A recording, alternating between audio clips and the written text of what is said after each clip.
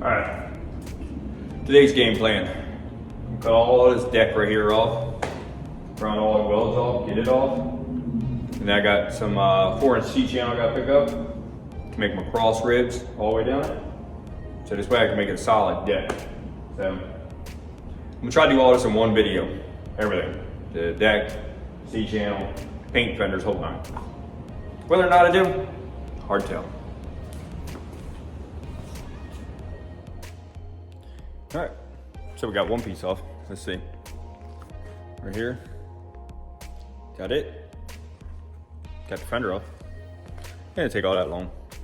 I bet that probably did take 20 minutes, I'll bet. So now I just got 2 more pieces on this side I gotta snatch off. And then 3 pieces down that side and 1 fender. And then I'm gonna take a wire brush, get the whole thing. And probably slap this to the top down a little bit. And yeah, and then start putting braces in. Then we start putting some sheeting back on top. All right, let's get to it. All right, read a bunch of reviews and watch videos. This old cheap Harbor Freight metal cutting blade. We'll see how well it cuts. This right here, 4-inch, 1/4-inch thick. Also got the fenders, place them as far as I got last night. So right now I'm gonna cut one of these beams and set it in here and see how that works out and see if that actually works. All right, I am gonna have to say that blade is the way to go. Look at that cut. Boom, chicka boom, boom. Took about a whole whopping 10 seconds to get through that, 15 seconds. That is way easier than using an angle grinder. Yeah, I'm gonna cut 7 more. All right, so got all of our little center supports in. There we go, 2-foot centers. All right, time to get the old deck off and that one other fender off. Start laying some decking on this puppy, and we get the fenders up on it real quick. West saw blade, I'm telling you. Yes, get it, and get it now. Cutting any metal. I'll see how it does on dime plate here in a little bit. I'll let you know about that one too. All right, let me get on that part now. Yeah, I'm gonna tell you, that was a workout, getting all that off her. Hey, if I had to do it her with, I'd have to do runners on and put 2 sheets in the middle. Call it a day, but I'm not real intelligent. So, all that wire hanging, I got some loops that I'm gonna put on each side here, down it. I'll just tack them into the frame, run those through. Both sides like that, they're just kind of hanging and banging. Alrighty, I think I am gonna call tonight. It's about 2 o'clock in the morning. And I think I am done for tonight with this thing. All right, I'll start again tomorrow. All right, back out here again. Let's see here. What I'm gonna do now is, I'm gonna hit this frame up with a wire brush and little wheels and everything else I can find. I'm not gonna go ham on it. I'm gonna just knock some of the rust off, brush some Rust-Oleum all over it, try to keep it from being bare metal. And then with all that loose wiring and everything else you see hanging in there, they originally had these washers just welded to the frames somewhere. Can you see it? Yeah, right there. Just put washers. Well, they've rusted out and gone. So I got a bunch of these all left over from my cars. So I'm gonna weld them to the frame, run the wiring through, and call it a day. All right, so I'm gonna go ahead and get this thing all knocked down real quick. I'm just using this and my little slap disc and a wire brush, and that's it. Calling it a day underneath here. The outside, I'll take a little more care to it. But under here, I just want to keep it from rusting away to nothing, hopefully. So, let's get started on that now. If not, I'm gonna lose motivation. I didn't get much sleep. It's about 8 o'clock in the morning already. I didn't get in there last night until 3 o'clock this morning or something, so. But I want to get it done this week, man. I still gotta, we got our car show coming up this Sunday I gotta do. And I still gotta paint the roll cage in that. still. And I still gotta clean mine all up for the show. Alrighty. Let's get back on this thing real quick. All right. So everything that I need to have painted before I put down the steel is finally painted. I just brushed it on the old Rust-Oleums. And let me show you what I was talking about with those little clips I was gonna do here. Just to kind of hold these wires up some. I mean, still ain't super duper pretty, but that's all I did. I just took one of those, tacked it, did it on that side, and did it all the way down this side to hold the good old junk up. So that is her, and she is ready for the steel finally. Then once we do the steel on her, we can do the old fenders. So I'm gonna let that right there dry up for a little bit, and then I'll come back out in a couple hours, start getting all the steel on her. Alrighty, try and get all this done in one video. Maybe I can. Here's my little technique of getting a straight line with this metal. Let's take a straight piece of plywood. So there's this blue edge. Take my measurement. Obviously you're gonna have to add the 1.5 inches where your blade would guard. Now clamp it. And this way, 100% straight cut. And looks like that when you're done. All right, I'm gonna cut this one. All right, so to try to save on some cutting time, stack 2 of them together and put the old pinchy around her to hold it. So that'd be my last 2 like full sheets I gotta cut. And then back here just be like a little ripper that's gonna go straight across here. All right, let's see if that little feller gets it. I will say that blade and the diamond plate does kind of struggle. It doesn't cut it as good as it did I-beam and the miter saw for some reason. It cuts it, but not real fast. All right, let me cut these. Note to self, 2 Drew Banning for that. Can't complain. Got her about 20 years. But 2 1/8 inches, killed her. Got about halfway mark.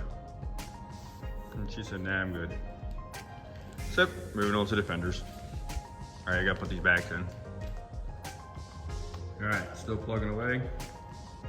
Go with Rust-Oleum and a roller.